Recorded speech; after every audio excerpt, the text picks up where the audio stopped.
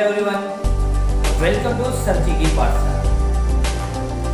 Dear student, previous lecture में हम लोगों ने पढ़ा था इलेक्ट्रिक डायपोल क्या होता है, इलेक्ट्रिक डायपोल मोमेंट क्या होता है, और साथ ही साथ वहाँ पर हम लोगों ने एक बात और पढ़ा था कि डायपोल के मोमेंट से रिलेटेड क्वेश्चन को सॉल्व कैसे किया जाता है।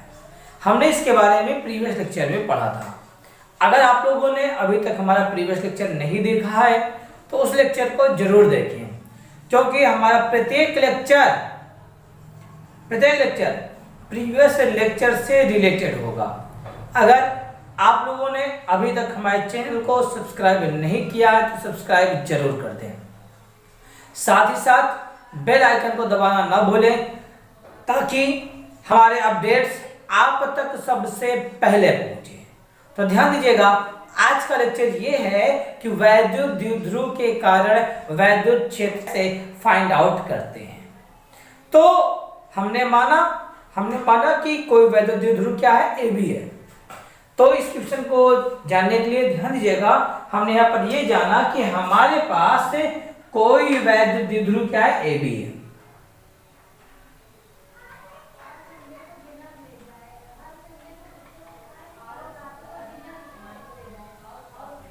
ये क्या है, ए बी है। कोई वैद्युत द्विध्रुव ए बी है, ठीक है। इसके कॉर्नर पर माइनस क्यू व प्लस क्यू का चार्ज है। बातों को ध्यान दीजिएगा, इसके कॉर्नर पर माइनस क्यू व प्लस क्यू का चार्ज है। इसका मिड पॉइंट ये है, ये लेंथ आपका स्मॉल एल है, ये वाला लेंथ भी क्या है, आपका स्मॉल एल है।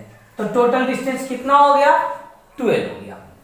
अब इसी वैद्युत द्विध्रुव के मध्य बिंदु से, मध्य बिंदु मिड पॉइंट हमारा यही है O, ठीक है। इसके मिड पॉइंट से स्मॉल r डिस्टेंस पर कोई बाह्य बिंदु P है, जिस पर इस वैद्युत द्विध्रुव के कारण हमें वैद्युत क्षेत्र की तीव्रता ज्ञात करनी है। अब अगर वैद्युत क्षेत्र की तीव्रता ज्ञात करनी है तो इसकी दो कंडीशन हो सकती है। वैसे कंडीशन तो बहुत होते हैं, लेकिन बेसिकली हम लोग यहाँ पर दो कंडीशंस के बारे में बात करेंगे। पहला कंडीशन है अच्छी स्थिति, यहाँ लिखा है जब बाह्य बिंदु पे किस स्थिति में हो, अच्छी स्थिति में। अच्छी स्थिति का मतलब क्या है, अच्छी स्थिति का मतलब ये है कि कोई भी वैद्युत द्विध्रुव है, अगर उस वैद्युत द्विध्रुव के कोई भी वैद्युत द्विध्रुव है, उस वैद्युत द्विध्रुव के दोनों आवेशों को मिलाने वाली रेखा कौन सी रेखा कहलाती है, अच्छी रेखा कहलाती है।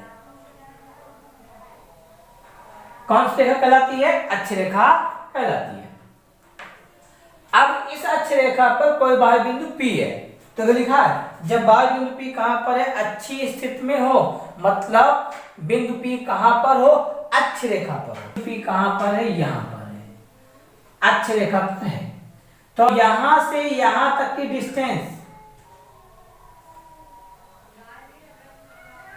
ये डिस्टेंस है आपका स्मॉल r।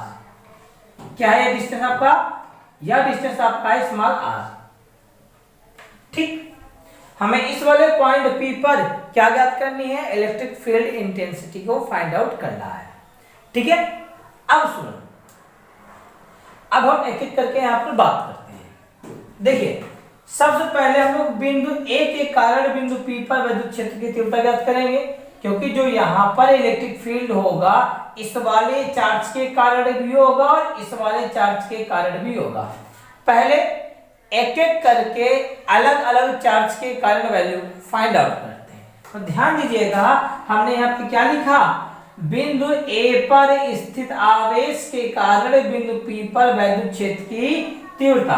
तो देखिए, हम लिखा यहाँ पर E A, इसका क्या मतलब है, बिंदु P पर बिंदु स्थित आवेश के कारण वैद्युत क्षेत्र की तीव्रता, इसका यह मतलब हो गया। तो यहाँ पर हम लोग लिख सकते हैं क्या, स्मॉल के क्या होता है, स्थिर वैद्युत नियतांक। इसकी वैल्यू क्या होती है, 1/4 पाई एप्सिलॉन। और भी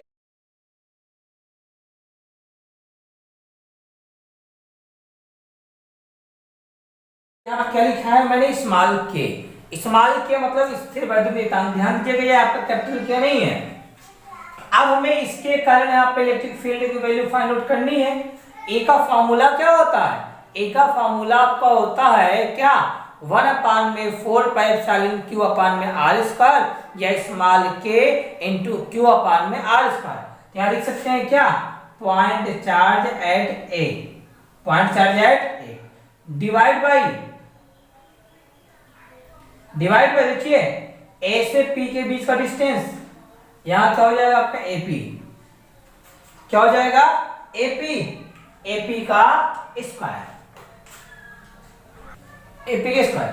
या फिर इसी चीज को सॉल्व कर सकते हैं, क्या लिखा जा सकता है, ईपीए, ईपीए स्मॉल के क्यू है, ए पॉइंट पे जो चार्ज रखा है उसकी वैल्यू क्या है, स्मॉल क्यू, और एपी का मतलब क्या है, ए से पी के बीच का डिस्टेंस। तो आप बताइए ये डिस्टेंस कितनी हो जाएगी, अगर यहां से यहां तक आर है, यहां से यहां तक यल है, तो ये डिस्टेंस कितनी हो जाएगी, आर प्लस एल। यहां लिख सकते हैं क्या हम लोग, आर प्लस एल का होल स्क्वायर। इसका डायरेक्शन बात करते हैं, दिशा क्या होगी इसकी, दिशा बताइए। माइनस के कारण इस पे याद करनी है। आपको पता है कि वैद्युत क्षेत्र की दिशा हमेशा धन आवेश से ऋण आवेश की ओर होती है, और जो वैद्युत क्षेत्र रेखाएं होती है या धन आवेश से चलती हैं और ऋण आवेश को मिलती हैं। आप बताइए ऋण आवेश के कारण इस पर याद करना है, इसके कारण जो इलेक्ट्रिक फील्ड लाइन होगी वो किधर आएगी, क्या वो लाइन आपकी साइड आएगी। देखिए क्या ईपीए आपका इस साइड आएगा, इस साइड क्यों आएगा, इस साइड ये इसलिए आएगा क्योंकि बंद रेखाएं ऋण आवेश के कारण पता किया है ना अभी, तो इसकी दिशा क्या हो जाएगी, पी से ए की ओर, किधर हो जाएगी, ये हमने लिख दिया। इसकी दिशा क्या हो जाएगी, आपकी दिशा पी से ए की ओर, ठीक है। तो ये आपको बन गया इक्वेशन फर्स्ट।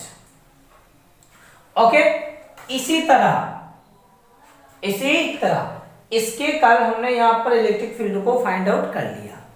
अब इसके बाद हम लोग बी, जो यहां पर ईवी लिखा है, अब बिंदु बी पर जो आवेश है इसके कारण भी यहां पर कुछ ना कुछ इलेक्ट्रिक फील्ड होगा, वो कितना होगा, तो देखिए हम उसके बारे में बात करते हैं। बिंदु बी पर स्थित आवेश वैद्युत क्षेत्र की तीव्रता, जिस पर ज्ञात करना हो, के कारण ज्ञात करना होता है, उसे बाद में लिखते हैं। यहाँ हो गया ईपीवी, इसका मतलब क्या है, बिंदु पी पर स्थित आवेश, बिंदु बी पर स्थित आवेश के कारण बिंदु पी पर वैद्युत क्षेत्र की तीव्रता। फार्मूला क्या हो जाएगा, स्मॉल के इंटू क्यू बी अपान में बीपी स्क्वायर, क्योंकि अब इसके कारण फाइंड आउट करना है, तो जहां से जिसके कारण फाइंड आउट करना होता है और जहां पर फाइंड आउट करना होता है उन दोनों के लेते हैं, तो यहां लेंगे हम लोग बीपी का स्क्वायर। या इसी चीज को हम लोग सॉल्व करके लिख सकते हैं क्या, EPB is equal to small के क्या है यहाँ पर क्यू और बीपी देख लीजिएगा, यहां से यहां तक डिस्टेंस कितना है, आर है, ये डिस्टेंस कितना है, आर है, तो यहां पर हम लोग लिख सकते हैं ये पॉइंट आपका हो जाएगा आर माइनस एल। यहां से आर है, यहां यल है, इतना कट कर देंगे, कितना बचेगा आर माइनस एल। अब इसका डायरेक्शन पता करते हैं। देखिए ये हो जाएगा आपका आर माइनस एल का होल स्क्वायर। इसका डायरेक्शन क्या होगा, आप लोगों को पता है कि जो वैद्युत क्षेत्र रेखाएं धन आवेश से दूर जाती हैं, अगर इसके कारण इलेक्ट्रिक फील्ड यहां पता करना है, इसके कारण जो बल रेखा निकलेगी वो तो इससे दूर जानी चाहिए, मतलब इस साइड, तो डायरेक्शन किधर हो जाएगा आपका, इस साइड, मतलब ईपीबी का डायरेक्शन किस साइड होगी, इधर, मतलब बी से पी की ओर। इसकी दिशा क्या है आपकी, दिशा बी से पी की ओर, इसकी दिशा हो गई बी से पी की ओर, तो यहां से लिखा जा सकता है ये आपका इक्वेशन सेकंड हो गया। ध्यान दीजिएगा, ऋण को मिलती है, अगर मिल रही है तो माइनस की ओर होना चाहिए, तो ये डायरेक्शन माइनस की ओर आ रहा है, क्योंकि हमें इसके कारण पता करना है, इस पर हमें इसके कारण इस पर पता करना है। धन से दूर जाती है, मतलब पॉइंट से दूर जाता हुआ समझ में आना चाहिए, इससे दूर जाता हुआ समझ में आना चाहिए, इसलिए इसका डायरेक्शन इस साइड है। क्या लिखा है, बी से पी की ओर। डायरेक्शन बहुत ही ज्यादा इंपॉर्टेंट है, मेन आपका डायरेक्शन है, आपका ये फिगर है। अब देखिए, बिंदु P पर दो आवेश के कारण अलग अलग इलेक्ट्रिक फील्ड है। आपको बताया गया कि अगर एक ही बिंदु पर दो या दो से अधिक आवेशों के कारण वैद्युत क्षेत्र या वैद्युत बल कार्य करते हैं, ऐसे कंडीशन में वहां पर अध्यारोपण का सिद्धांत लग जाता है। तो यहां पर लिखेंगे क्या, अतः बिंदु P पर, अतः बिंदु P पर वैद्युत क्षेत्र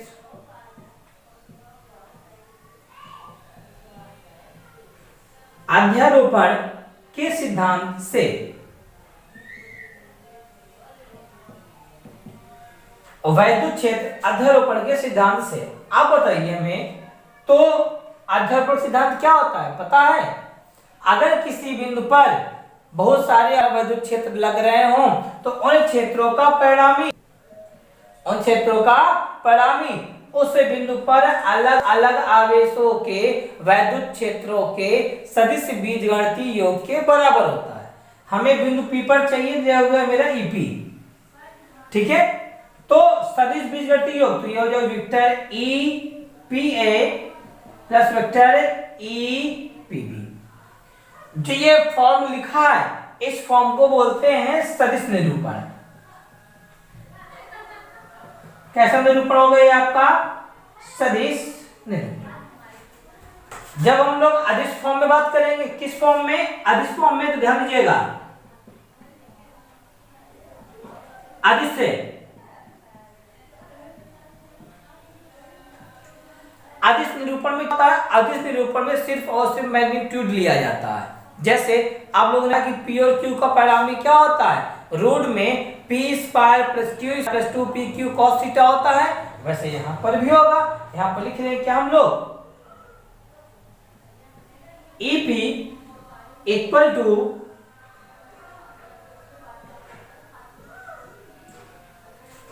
EPA का स्क्वायर प्लस EPB का square plus 2EPA EPB n2 cos theta. अब एंगल देखो, इसका डायरेक्शन इधर है, इसका डायरेक्शन इधर है, दो को दोनों कैसे हैं? अपोजिट है। अगर अपोजिट है तो इसका एंगल कितना हो जाएगा? 180। कितना हो जाएगा? 180। अगर एंगल ये 180 हो गया तो लिख सकते हैं cos 180। कैसा लिख सकते हैं हम लोग? अब देखिए, हम इस पॉइंट को एरेंज करते हैं यहां से। देखिए, हम इसी चीज पे हैं, देखिए cos 180 की वैल्यू क्या होती है? -1। तो EP इक्वल टू यहां पर हम लोग लिख सकते हैं क्या, क्या लिखा जा सकता है? EPA के स्क्वायर प्लस EPB के square minus 2 EPA EPB। Minus क्यों? क्योंकि cos 180 की वैल्यू क्या होती है? -1 का हम मल्टीप्लाई करेंगे तो क्या हो जाएगा यहाँ पर? माइनस। ये आपका फॉर्मूला बन गया। यह आपका फॉर्मूला किसका बन गया? यह फॉर्मूला बन गया a square plus b square minus 2ab का, या a माइनस b का होल स्क्वायर। हम इसको a माइनस b का भी होल स्क्वायर लिख सकते हैं और b माइनस a का भी होल स्क्वायर लिख सकते हैं। आप हमें ये बताइए, समीकरण 1 और समीकरण 2 में कौन सी वैल्यू बड़ी है? अगर बड़ी की बात करें तो EPB का मान बड़ा है, इसका मान छोटा है। इसका मान छोटा क्यों है? क्योंकि इसका जो डिनोमिनेटर है, हर बड़ा डिनोमिनेटर क्या है? छोटा है। अगर छोटी संख्या से किसी में भाग करेंगे तो वैल्यू बड़ी प्राप्त होगी, अगर बड़ी संख्या से भाग करेंगे तो वैल्यू छोटी प्राप्त होगी। इसका मतलब क्या है? EPB का मान EPA का मान से क्या है, बड़ा है, इसलिए हम यहाँ पर इसको लिख सकते हैं EP equal to EPB minus EP। हमने यहाँ 180 क्यों लिखा, हमने यहाँ पर 180 क्यों लिखा, तो यहाँ पर आप लोग एक लाइन लिख दीजिएगा ऐसे, यहाँ साइड में देखिएगा, लिख दीजिएगा, क्योंकि वेक्टर EPA व EPB कैसे हैं, विपरीत दिशा है, विपरीत दिशा है, इसलिए यहाँ पर कॉस में 80 लिखा गया है, और विपरीत दिशा होता है तो वहां पर माइनस से लिया जाता है। अब हम इस वैल्यू को सॉल्व करते हैं, या फिर EP, हम बार बार पॉइंट P को ना लिखकर सीधा लिखते हैं यहाँ पर, ठीक है। EP का मतलब ये बाहर बिंदु पर हमें ज्ञात करना है नेट वैल्यू, यहाँ पर लिख सकते हैं EPB, इसकी वैल्यू क्या है आपका, देखिए कि Q अपान R माइनस L का होल स्क्वायर माइनस के Q अपान R प्लस L का होल स्क्वायर।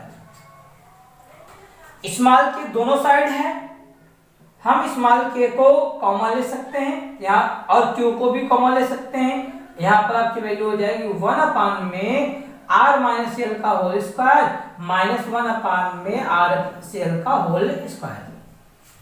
इस वैल्यू को सॉल्व करते हैं हम लोग, जब सॉल्व करेंगे तो यहां पर वैल्यू आपकी हो जाएगी R प्लस L का होल स्क्वायर,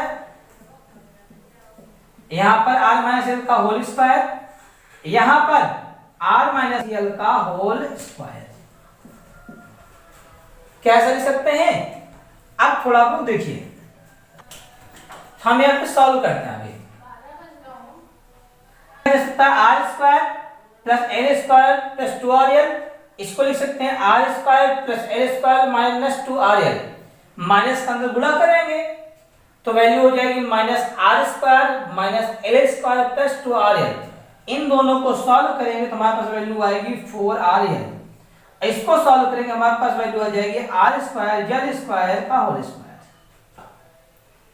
क्योंकि A minus B into A plus B। अब हम लोग इसको आगे की ओर सॉल्व करते हैं, हम यहाँ पे स्क्वायर्स कर रहे हैं,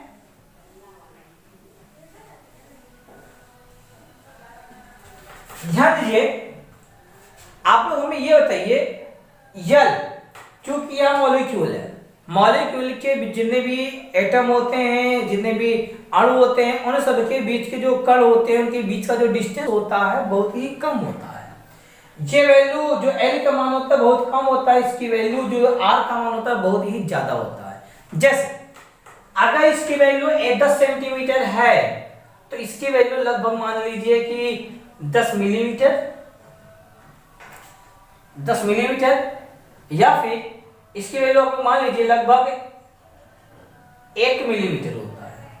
आप बताइए ये 100 सेंटीमीटर है या 1 मिलीमीटर, मतलब कि यह 0.1 सेंटीमीटर है, ये 10 सेंटीमीटर है, 0.1 मीटर है।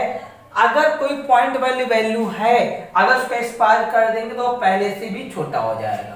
मतलब ये कि अगर ये 100 है, 100 में अगर 0.01 को ऐड करेंगे तो ये हो जाएगा 100.01। इसको इसमें जोड़ने पर कोई मतलब है, कोई मतलब नहीं है, क्योंकि यह लिखा जा सकता है कि यल का मान बहुत ही ज्यादा छोटा होता है, इसका स्क्वायर करने पर या और भी ज्यादा छोटा हो जाएगा, इसलिए यल स्क्वायर को नगण्य मानने पर यह लिखेंगे हम लोग ऐसे साइड में लिखिएगा, क्योंकि l square lesser than r square, इसलिए यल स्क्वायर को नगण्य मानने पर,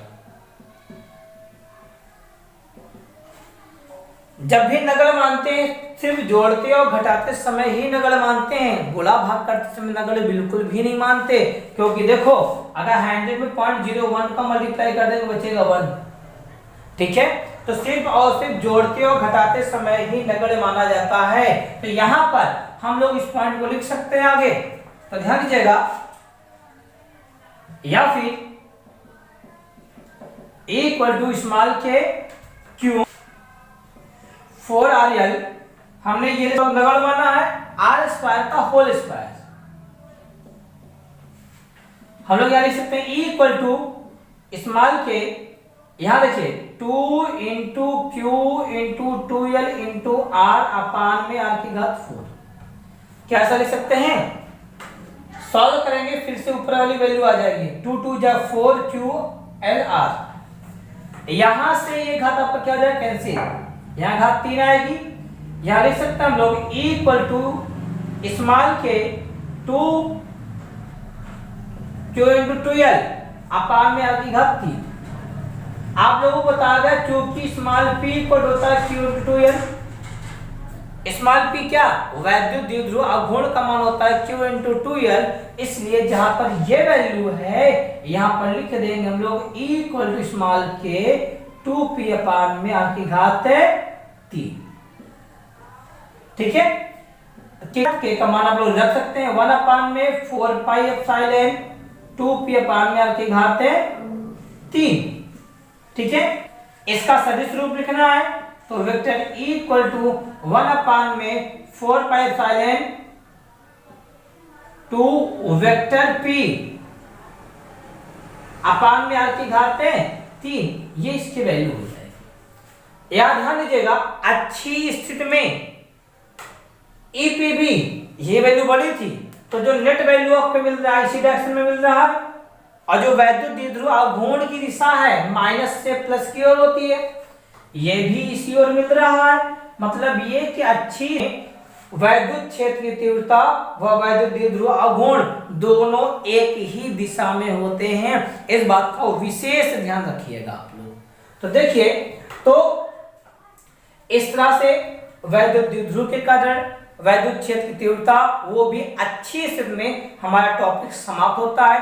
नेक्स्ट लेक्चर में हम लोग बात करेंगे निरक्षीय स्थिति में इन दोनों क्वेश्चन में से या इन दोनों डेरिवेशन में से कोई ना कोई एक डेरिवेशन हर बार एग्जाम में पूछा जाता है, चाहे वह न्यूमेरिकल बनाकर और चाहे डायरेक्ट वे में डेरिवेशन के रूप में पूछा जाता है। इसलिए आप लोग इस डेरिवेशन को एक बार फिर से देखिएगा और हमें नहीं लगता कि इसमें कोई कंफ्यूजन नाम की चीज होगी।